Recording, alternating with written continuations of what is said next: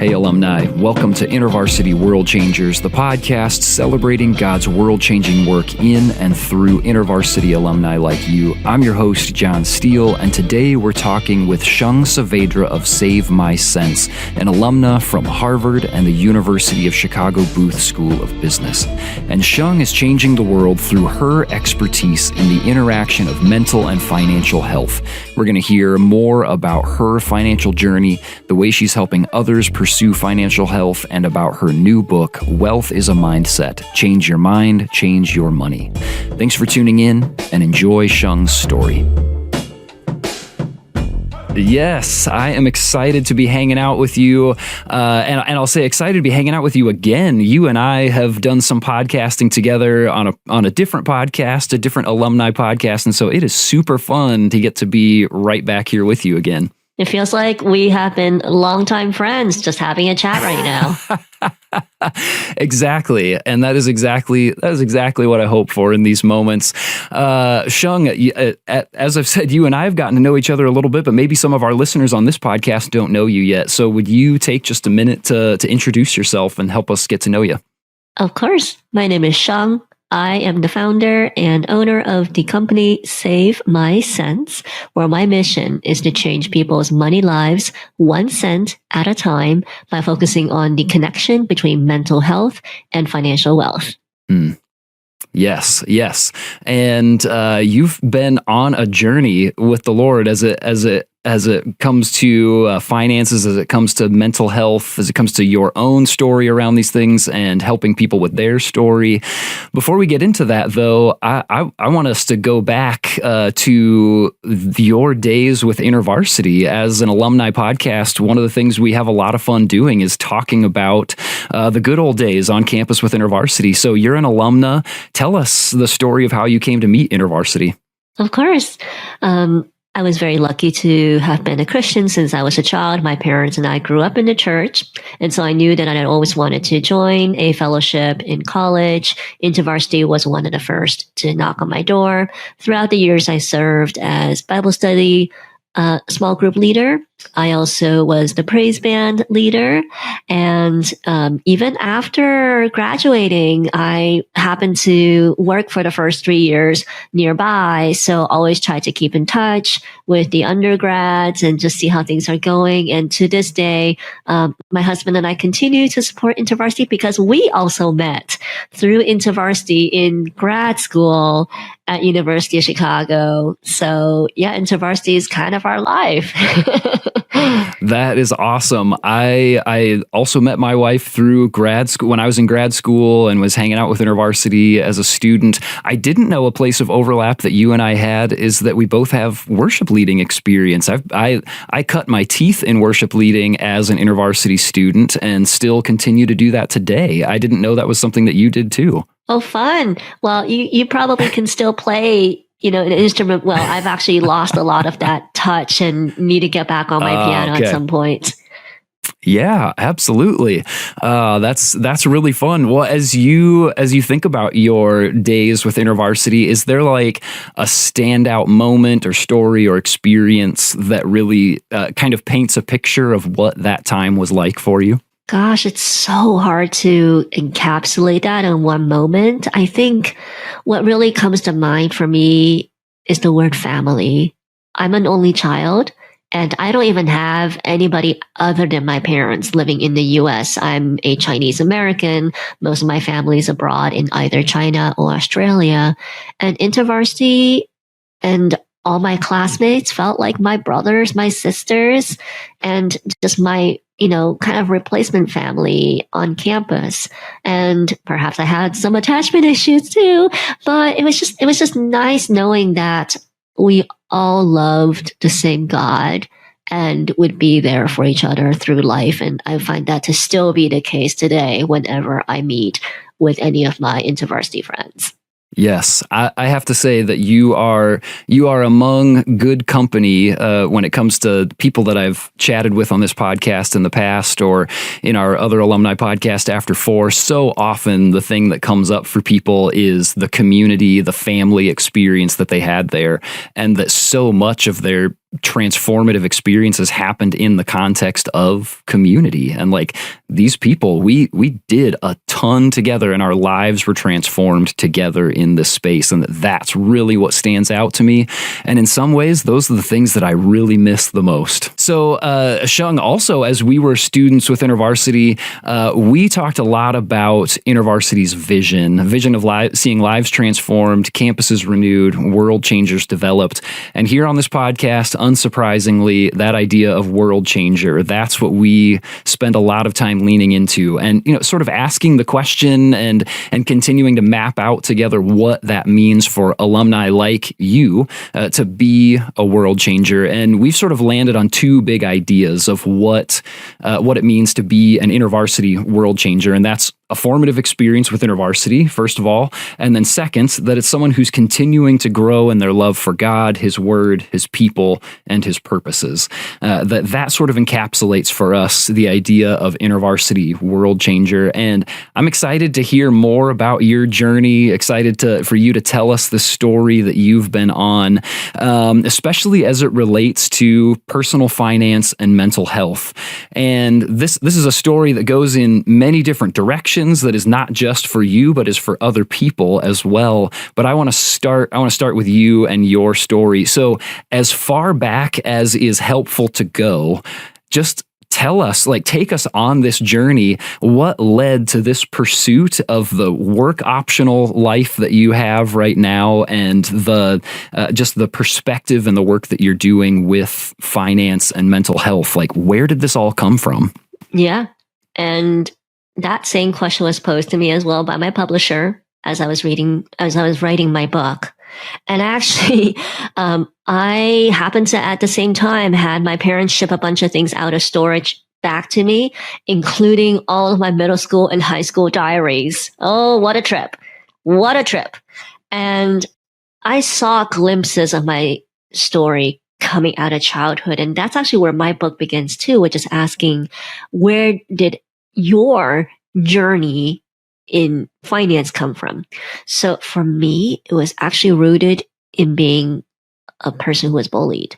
So imagine 10, 11, 12-year-old Shang. She's tiny. I'm very short and did not get much of a growth spurt through most of my childhood years.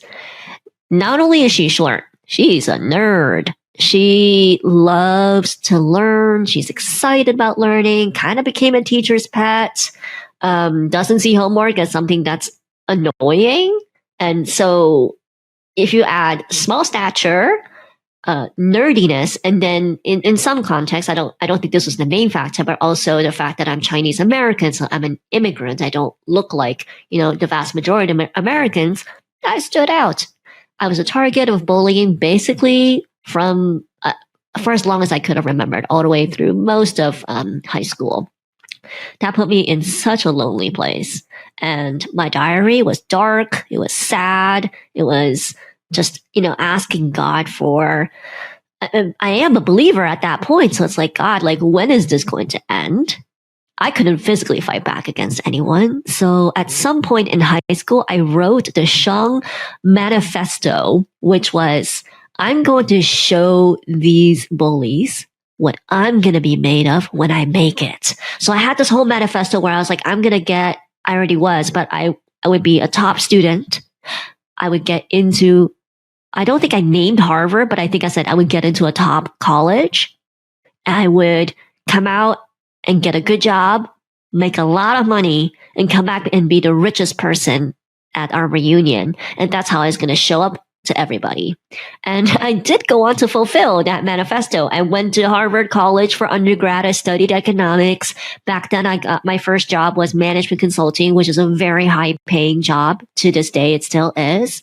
And then I went on to the top business school program at the time, University of Chicago Booth School of Business. And I felt like I was on this path to fulfilling that manifesto, to show all of my childhood bullies that I'm not to be messed with, that I'm going to be famous and written about, all of that. And as part of this, my immigrant parents taught me how to keep a budget, how to avoid credit card debt. And because I was quantitative as a person, with my very first paycheck, I knew how to start saving money. And I learned very quickly how to invest it. On top of that, I had the privilege of not graduating with any student loans. So that gave me a huge head start as well. And throughout all of this, I never paused to think about, well, what does this actually have in terms of my mental health? I never did. I just saw everything as you do everything in order to sacrifice and achieve this singular goal of being worldly successful. It started crumbling, I would say. I mean, there were little crumbles here and there, different things happen, like your first romantic breakup and all of that. But I think it really crumbled around the time that I was 28, 29. I was working a corporate job, but I had a lot of friends in the entrepreneurial space. And many of them started getting nominated to this list called the Forbes 30 Under 30, which honestly, it's an arbitrary list of people that this magazine thinks are going to be amazing and famous and good at their work. And I was 28, and I was 29. I was like, shoot, I didn't make it. And for some weird reason, that was the main catalyst that led me to question everything that I was working towards. I was like, what's the point of this? What's the point of this? Why did I do all of this when nothing seems to matter?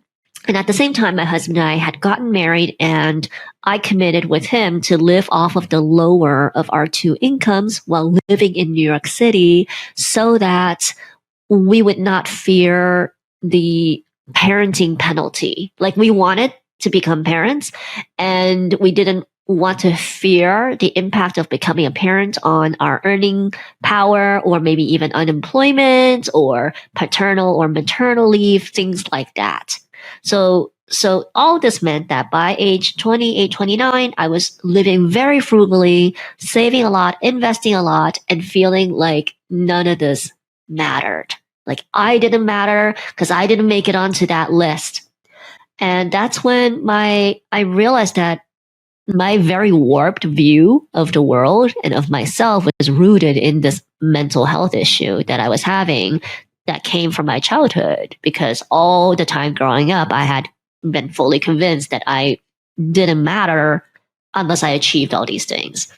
And so I had to let the grace of God back into my life. Even though I was a believer, I didn't fully understand that grace, start loving myself. And at the same time by doing so, I also became more at peace with how frugal I had been. I was like, okay, this is towards a worthy goal of creating a family and not making this family creation journey be the source of so much stress, and come to peace with that. By age 31, I had finished saving for my retirement at that time based on my forecast and calculations. I'm done. I was done, which meant that the first hurdle was done. And I started writing about this, blogging about this, and eventually that turned into Save My Sense, the company today, because lo and behold, I had a health scare after birthing my second child. Not the first one. It's the second child that actually led to an ICU visit of all things. And that's when I really kind of looked at everything. My husband was like, do you need another sign? Like, maybe this corporate life isn't for you. And I was in a corporate job at that point, trying to climb the corporate ladder. I was like, yeah, what's the point? What's the point of all of this? What's the point of having all of this wealth and resources if you're trying to be somebody that you're not in your work? And I was like, maybe I should just quit it. And I got my book deal at that same time. So again, God had a hand in all of this timing, sent me the book deal. That was a huge sign. I was like, okay, God, you told me, I gotta go. I sent in my resignation after my maternity leave. Didn't really matter anyway, because I didn't get paid for most of it. Began writing my book. And now I see myself as hopefully the world changer who can impact people one by one to help improve their finances. Because if I improve somebody's finances, I can improve their outlook on many aspects of their lives. Yeah, wow, Shang, you're already starting to hit on so many of the things that I want to know more about here, and that but I'll pause for a moment because I think it's just really fascinating to hear how your journey has evolved over time, or even the the motivation behind your journey. That it almost starts off as this revenge story. That what's that saying, like the best revenge is good living, or something like that. Something to that extent of like, I'll show them by being the absolute best. Kind of like a superhero origin story, except I don't have any superpowers. Yes, exactly. That so much of it oftentimes starts off as, I want to believe well-meaning, but maybe misguided, of like, I'll show these people, and that's what motivates you forward. And that from there, it even either transitions or it grows into now beyond just showing them, like, I want to make a name for myself. And then beyond that, it was this very noble desire of, I want our family to have space so that if our family grows, which we want to, that we don't have to have any fear or anxiety around that, which is like, that's really great. But that even beyond that, there was another step, which was that almost seems like God knocking at the door of, I have something more than revenge or a name for yourself or even a family. I have an actual calling for you that doesn't just change your life, but has the potential to change the lives of so many other people. And that it was when you started stepping into that calling that's when it really felt like things started to shift for you. Yeah. Absolutely. And I think every time that I question it, I have to stop and pray and ask God. It's like, give me another sign. I need reassurance. My faith is really bad. Oh, but what a great reminder for us that you said that you finished saving for retirement at 31 years old, which can, like, I think for many people would feel like the ultimate financial win, but that even in that place, it's this reminder of like, okay, but my assurances need to come from God, not from what my Vanguard says, or what wherever you're investing your retirement accounts and things like that. What does it look like for the Lord to be the one who consistently affirms my calling and my identity, and not what my financial statements say? Even though those are great, like that's great, that's a win too. But those things can ebb and flow, and they certainly will. But what will not ebb and flow is the way that God feels about you. Well, maybe on top of that, maybe I'm just also just somebody who's very doubtful. Like every time you bring that up, I think about Gideon in the Bible, who wanted, a sign, I'm putting out some fleece, do something with that. And it's interesting that I think God showed me many, many miraculous signs in my life, but perhaps in some ways my eyes just chose not to interpret them in the correct way. And so also increasingly, like if God's thinking, okay, she kind of didn't hear me right that time, I gotta do it in a different way. And I do joke that my health issues, the ICU visit, was probably the clearest sign that God could have sent me. Because he's like, I gotta knock her physically on the ground. She doesn't get it. Sometimes we need that. Sometimes we need those things. That's for sure. Now, Shang, you have a book, which I want to return to in just a little bit. Like, I want to hear more about this book that you've mentioned. You have online courses and coaching that you're doing. You're angling towards like 200,000 followers on Instagram. No big deal. So clearly, this isn't just about you and your own financial freedom and your family's ability to kind of call the shots in your life. That this is about more than just you all.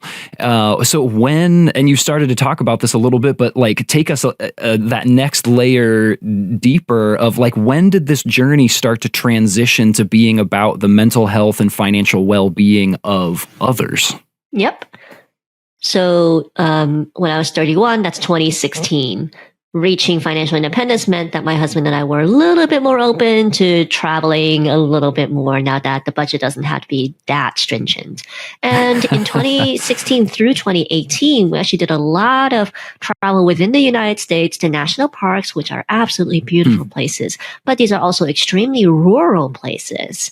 And our driving takes us past very economically depressed areas. And I, up to this time, just think about where I have been living. Fancy suburbs of Boston, then Chicago, but the heart of Chicago, then San Francisco during the tech boom, then New York City. I'd only seen wealth around me. I hadn't seen depression. And when I saw those places, I was like, oh my goodness, I now understand why people vote the way they do when they don't feel like finances are going well with them.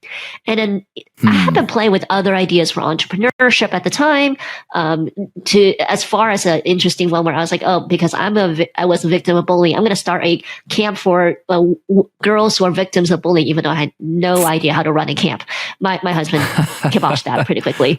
And I was like, what about people's pocketbooks? What about their money?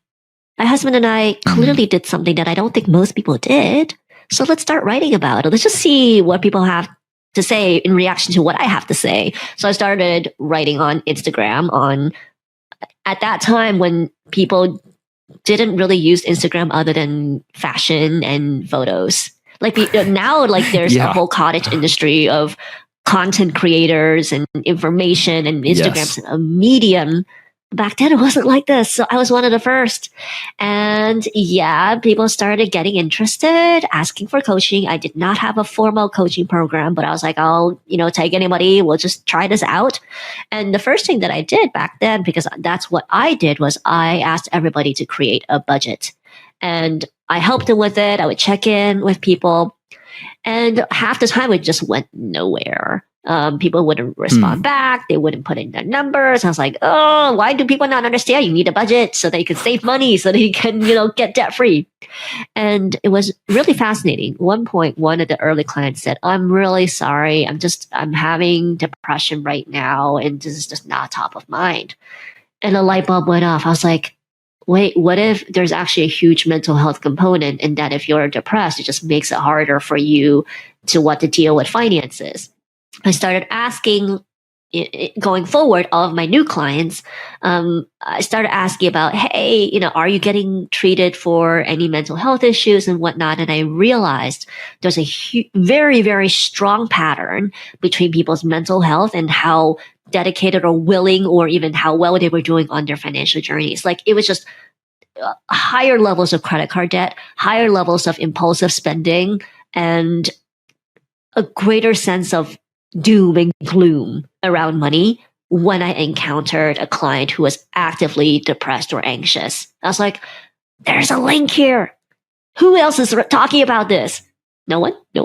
Okay, I'm going to talk about it. And so I started really changing my content to be on mental health. I actually started reading neurobiology and psychology papers on PubMed to try to see if other scientists had made this link. And I was shocked that there were some links, but maybe because of the way that scientists are funded, no one could really, put all these pieces together. Like there would be like short-term psychological experience, like, oh, if you were told this, you are more likely to pay $1 extra under this experiment. I was like, okay, great. Very, very limited experiment. But then over time, I found enough in the body of research to be like, we need to talk about money as a symptom, like healthcare, because people's money problems are a symptom.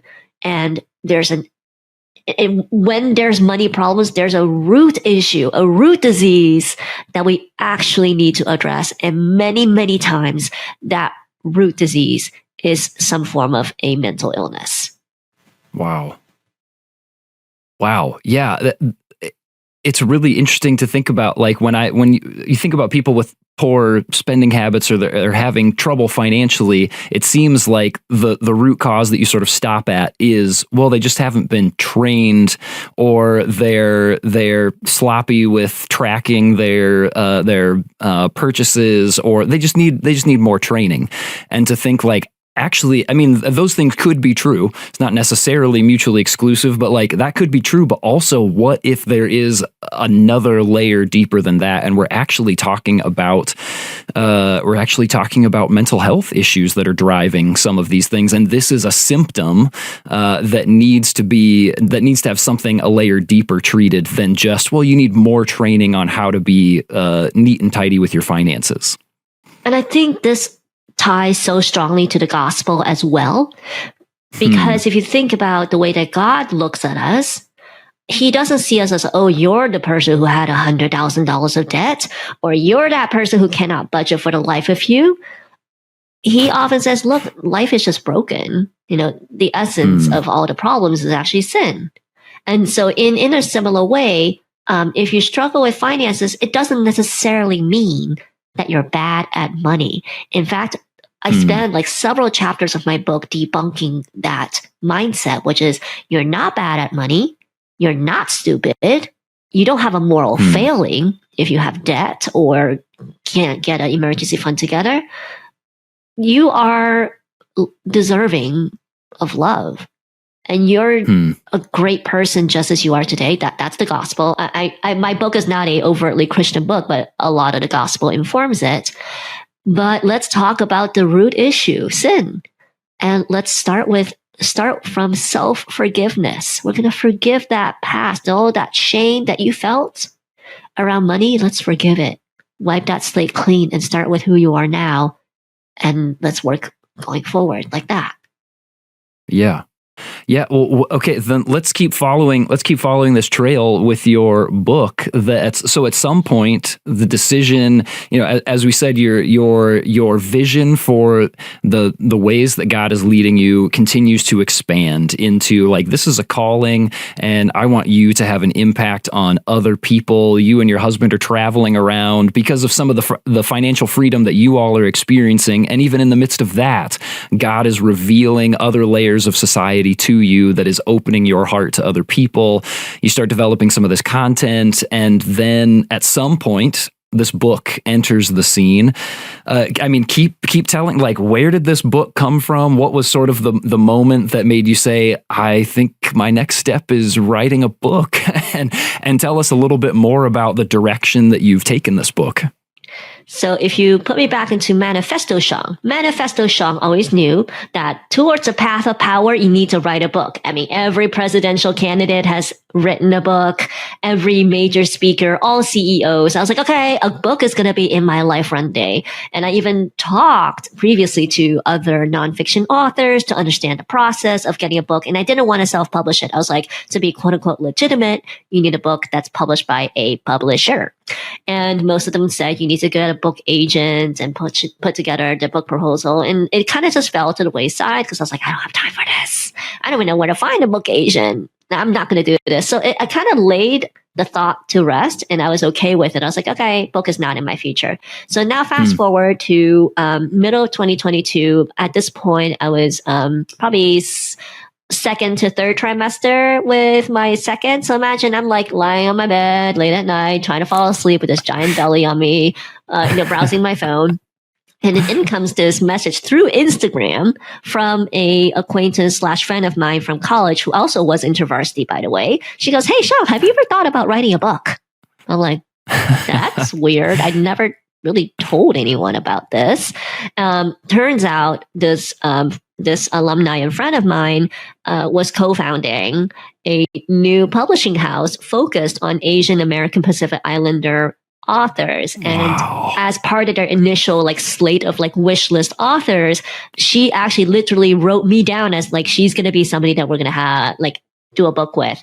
And so over several conversations and understanding how this worked, then I had my baby. So that there was a pause in that. 3 months postpartum, I had finished my book pitch. sent it in. And then, so this now brings us to spring of 23. Summer of 2023 was when I had my official book deal in hand. God caused this to happen.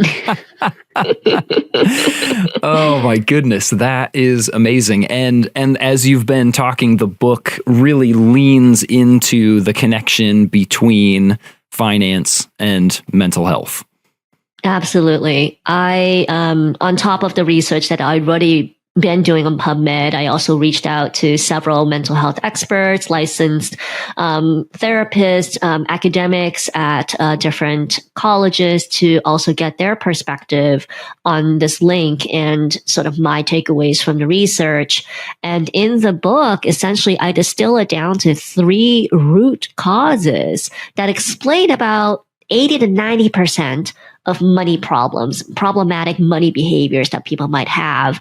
And I summarize them as feast and famine, adverse events, scarce immigrant. And the book will go more into this, but to summarize, feast and famine is you grew up in a paycheck to paycheck, low income household, and that often causes you to see your parents as being very impulsive. And so you also become impulsive as an adult.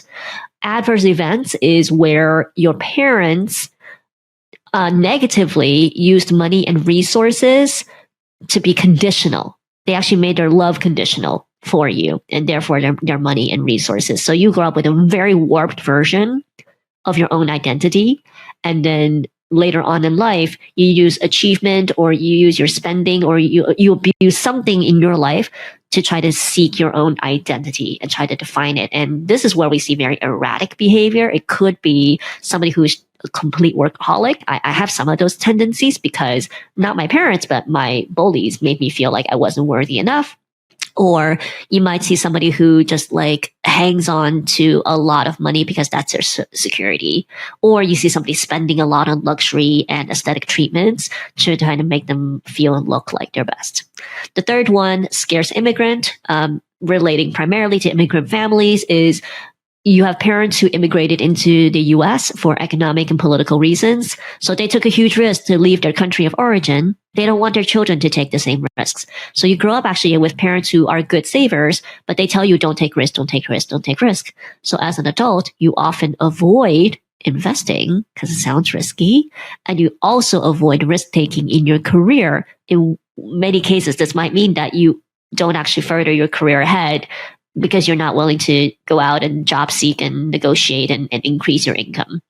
And the book basically teaches a technique grounded in psychology on how to overcome these backgrounds and the mindsets that these situations form, and then apply that to your personal finances. So this sounds like almost a find yourself in these chapters somewhere, and then I have, so we can identify sort of where you've come from, and that we can work together on paving a path forward into greater health. Yes, absolutely. And then I have very practical chapters on like getting debt free, how to raise your income, how to lower your expenses, create a budget, how to invest. But like the first half of the book, it's like, let's figure out your mindset. And then I'll tell you all the details. But if you don't change your mindset, you're not going to listen to the second half, practical stuff. Yes, that there is a not only a change of behavior, but that there is a change of heart and a change of mindset that needs to happen. There's like internal work that needs to happen so that it can be lived out in a more healthy and real way outwardly.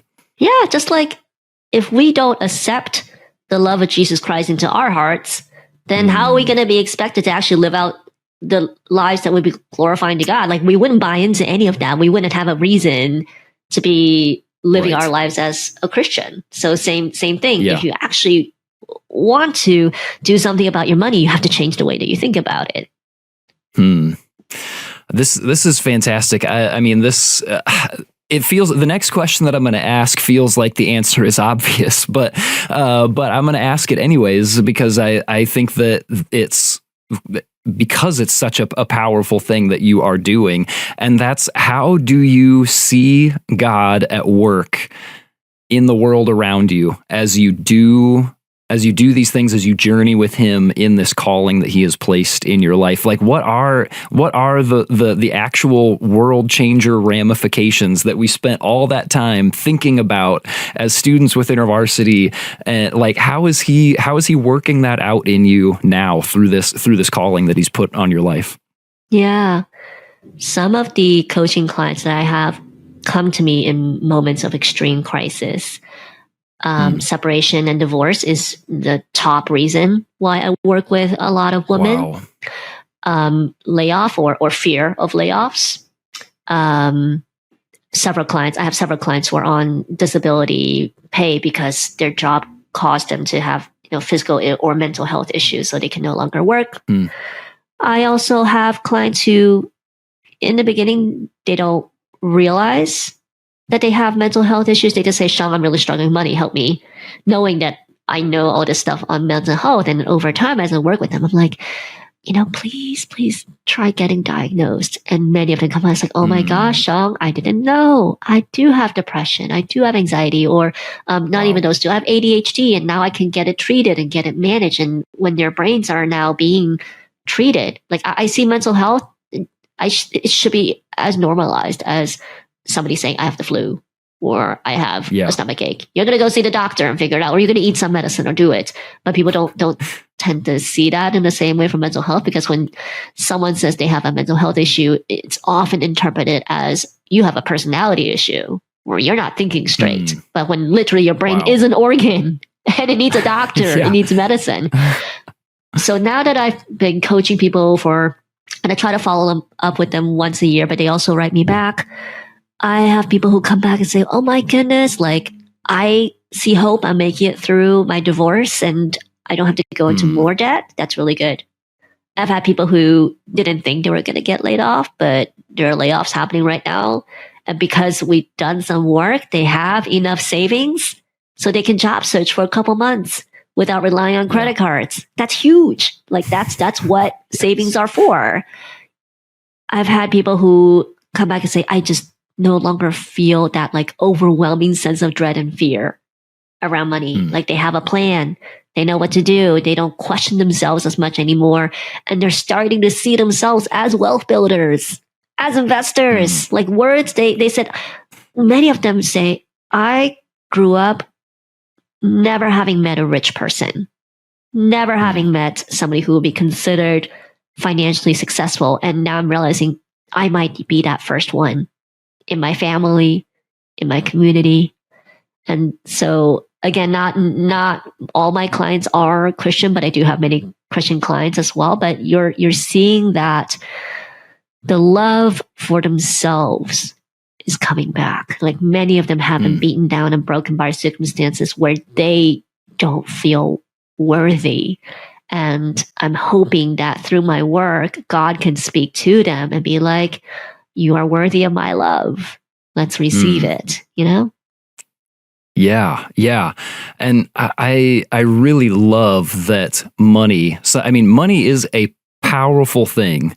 And there's a lot of power that can be wrapped up in it that can take us down some really dangerous, unhealthy, just like in many different ways, bad places because of the importance that we put on it, or the way that we think about it, the power that we give to it. And what I love is that you're taking that thing that can so often be viewed fearfully, or like I need to keep this under wraps, or whatever it might be, and that you're at work with God redeeming this thing and turning it into using it as a tool for becoming healthier and seeing yourself more clearly like the way that God sees you, and using it as a way to sort of leverage people into a better life that is not wrapped up in money, but that has used money to launch them into a safer, healthier, better place. And that is like the part of the calling that God has placed on your life and has sort of led you into, and is at work with you in. I refer to the parable of the talents a lot when people ask me about my relationship to money as a Christian, because literally the abundance mindset is in the Bible, specifically written out as it relates to money. money is one of the most mentioned topics in the Bible. Actually, I think it's mentioned more than maybe the word faith, perhaps. Don't quote me on this. Either way, there are many passages of scripture that refer to money. Yes. Lots. Because God recognizes the intoxicating effect it has on people, that perhaps it's probably one of the biggest tools that the devil has to take us. But the Bible has never said money was evil. It's the love of money, making money our idol. That's the evil part of it.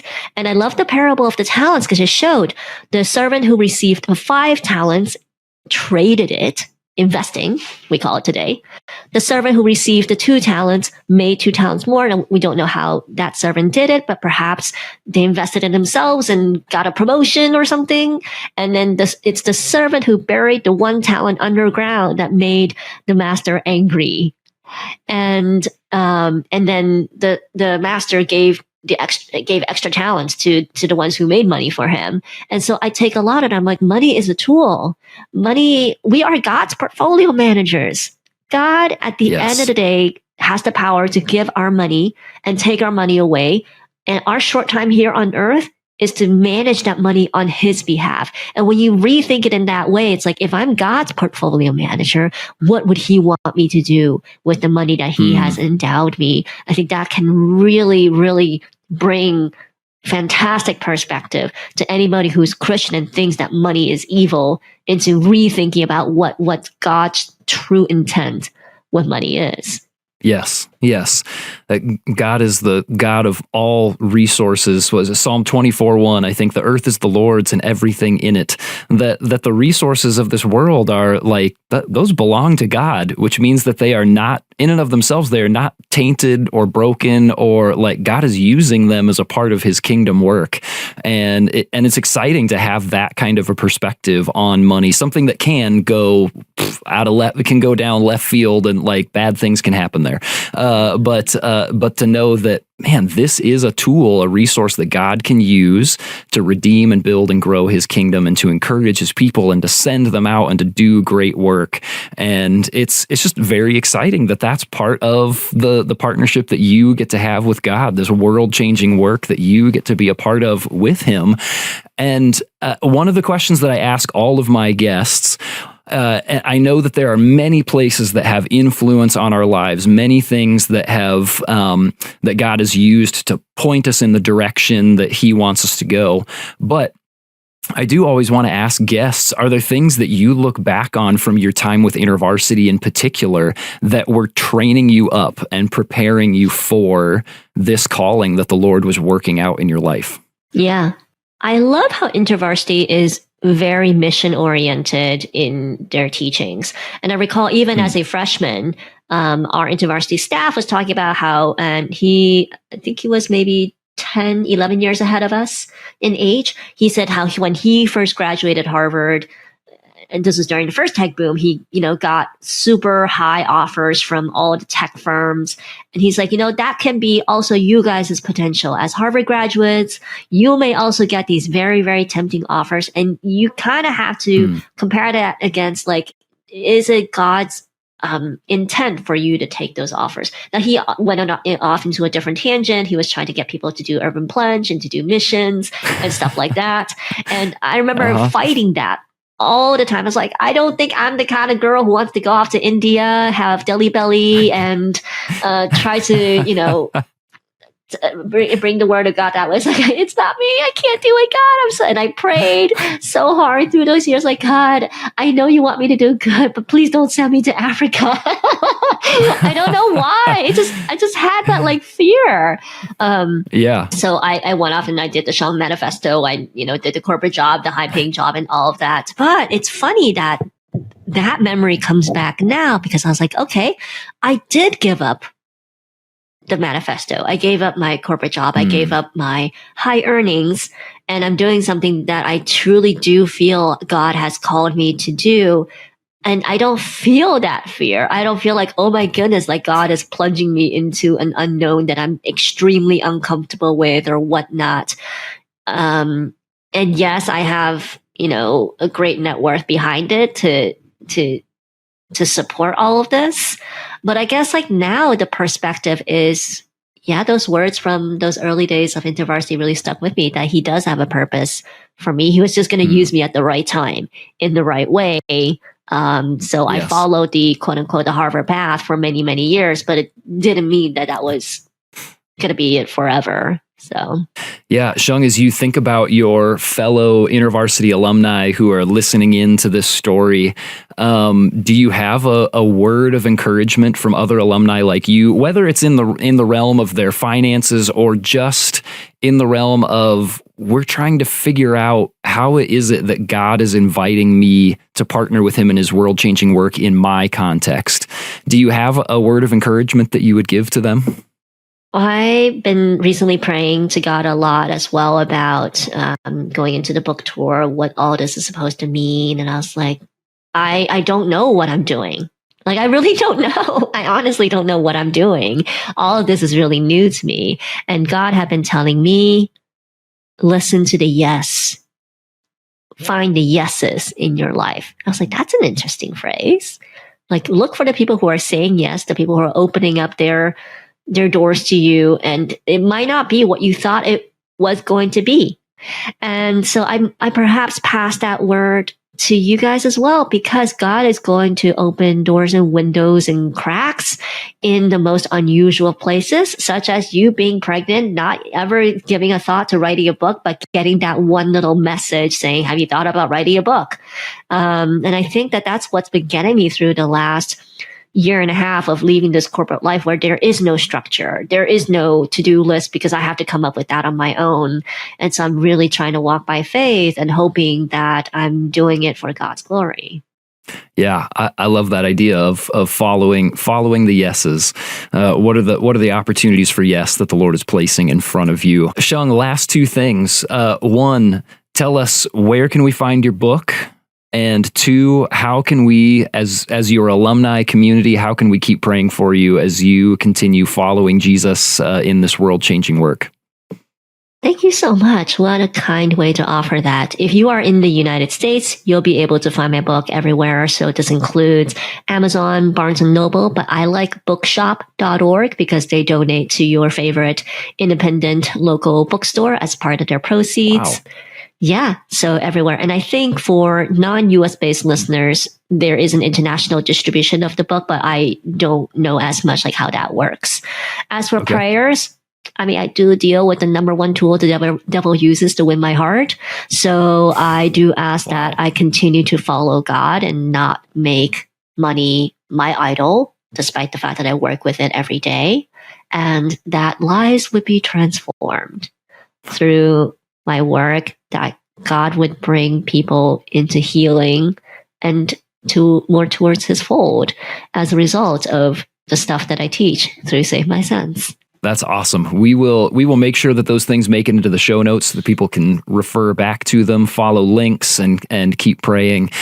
Shang, thank you so much thanks for kicking off our 2025 calendar of episodes.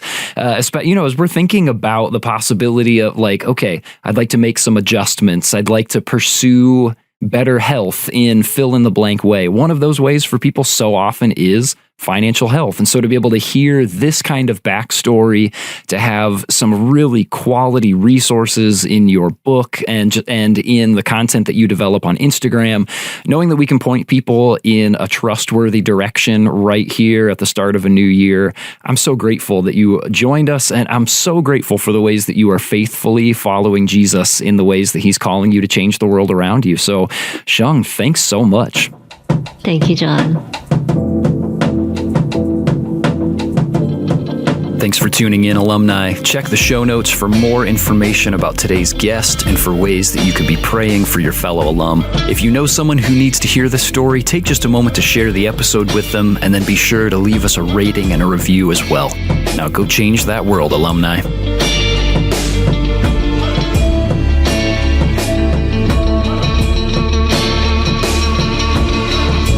Thanks for listening to InterVarsity World Changers. This podcast is brought to you by the InterVarsity Alumni Relations Team, hosted and produced by John Steele, production assistance by Mike Santera, edited by Caleb Leppert, and our theme song is Crazy by InterVarsity alumnus Andy Minio.